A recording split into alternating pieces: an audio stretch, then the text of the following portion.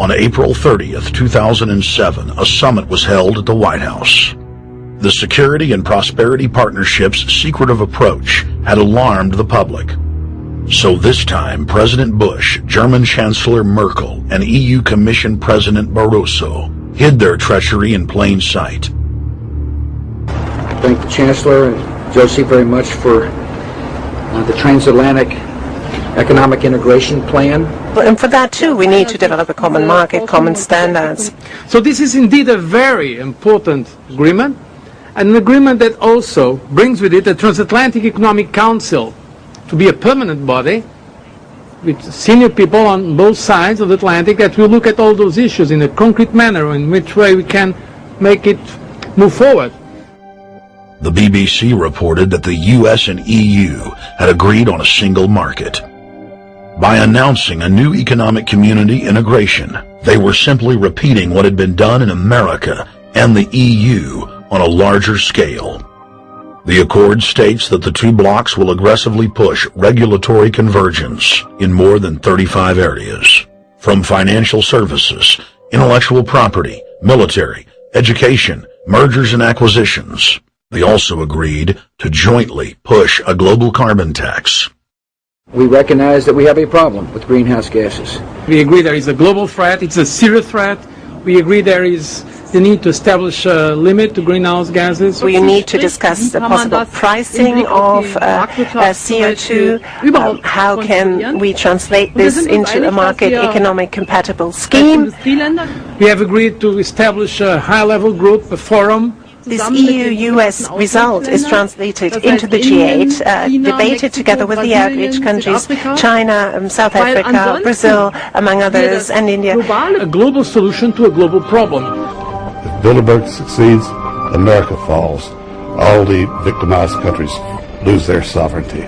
Bilderberg is not a person, it's not an idea, it's an ideal, a very powerful group of people working together and for the positions of ultimate and absolute power, destroying every constitution on earth, no matter how powerful the constitution of the nation is. That's what these people do.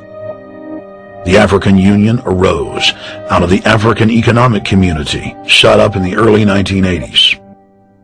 The African Union is financed by a consortium of international bodies, governments, and corporations. The African Union Army serves as an enforcement arm for the New World Order's exploitation of Africa.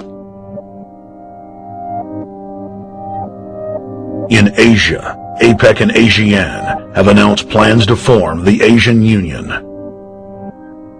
consisting of Asian and Pacific nations, having more than 3 billion people within its borders.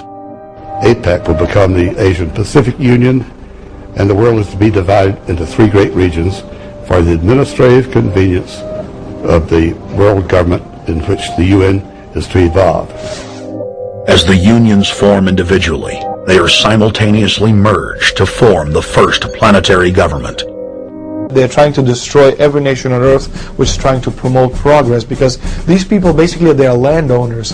They don't need progress because they control the land. If you take the most powerful man in London, the people who belong to the Council and the Committee of 300, who belong to the Bilderbergers, the British royalty, the Guelphs, the black nobility of Venice and Genoa, these people they're landowners. The New World Order is the Old World Order. I mean, it's just the names have changed, the appearances have changed, but the concept hasn't changed. The idea is still to bring the men back, kicking and screaming back to the Middle Ages, post-industrial age world order. One of the things that is very shocking to most Americans is the fact that the United Nations Global Biodiversity Assessment, which came out in 1995, clearly shows that in order to protect planet Earth, we have to go back to a feudal system. They actually said that in the document. To craft a modern feudal society, the globalists are implementing a standardized North American Union ID card to track, trace, and control their serfs as they travel throughout the 3 regions of the NAU. Building on the massive displacement of humanity caused by globalization, the New World Order is rapidly constructing the physical infrastructure of the North American Union, the NAFTA Superhighway Control Grid. I'm Arthur Peterson, Colonel retired in the Army. I see things today that are happening that would make my friend who died in World War II turn over in their grave. To think that people would even consider confiscating land of farmers and ranchers and taking their homes away from them to turn it over to a foreign company in Spain, which was controlled by Don Carlos, I understand, a notorious socialist, and they get the tolls on Texas land for 50 years. The proposed Trans-Texas corridor would be a patchwork of superhighways and railroads stretching 4,000 miles from the border of Mexico, cutting through Texas to Oklahoma. A lease has been signed that would make Texas Highway 121 a toll road. A private Spanish company won the bid to build and collect the tolls for the next 50 years.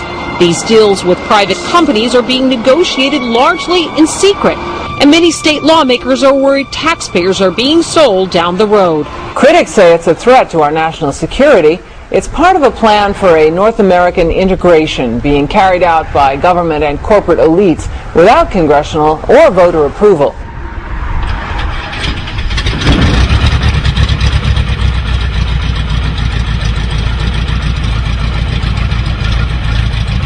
We took to the air over central Texas to get a bird's-eye view of the Trans-Texas Corridor, which is under construction and will form the heart of the Trans-NAFTA superhighway system.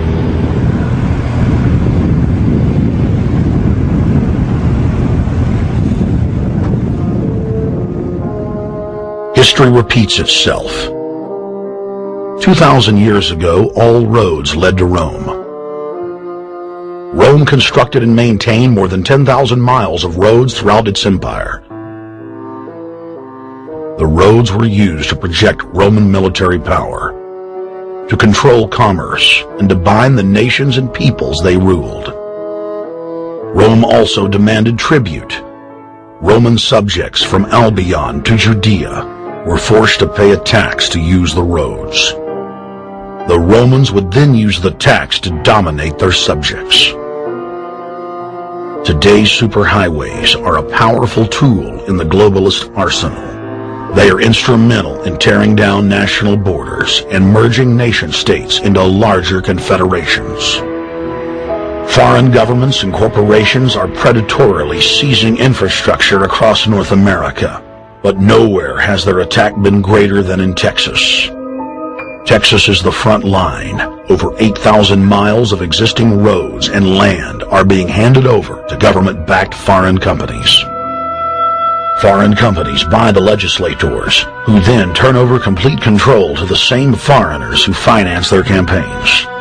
Government power is then illegally transferred to unelected quasi-governmental regional boards that circumvent local governments and the will of the people.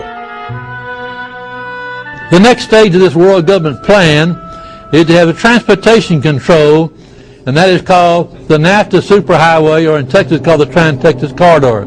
It confiscates 584,000 acres of land to be transferred into control of a Spanish company which will collect tolls in Texas for the next 50 years, and there's no limit in the amount of tolls that can be collected.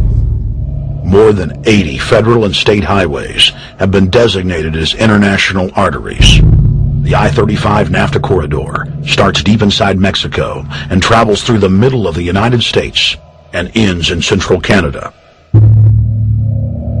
Container ships from Asia dump their cargo on the Pacific side of Mexico. It then travels duty-free by rail to the new Kansas City inland port, now considered sovereign soil of Mexico, in the heart of the United States. Under international agreements, predominantly foreign companies are placing tolls on already existing paid-for roads. Federal, state, and corporate documents show that they will then use the revenue raised to build up the transportation infrastructure of Mexico, not the United States or Canada, so foreign-made products can pour in even faster from Mexico. Revenues raised will also be used to fund the fledgling North American Union and its growing bureaucracy. Bottom line, they're using our own money to enslave us. First of all, they're proposing a North American tribunal, which would be similar to what we have in Chapter 11 of the NAFTA agreement, which is trumped by international law. The U.S. Supreme Court and our Constitution could potentially be rendered invalid, and what we would have is new North American business law that would trump what we have here in the United States.